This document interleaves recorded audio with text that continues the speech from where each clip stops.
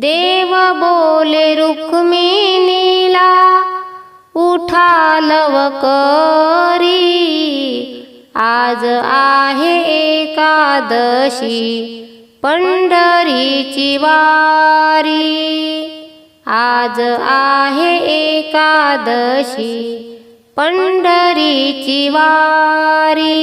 देव बोले जनाबाई काढावे झाडून, आले पैठणचे नाथ संसार सोडून, आले पैठणचे नाथ संसार सोडून।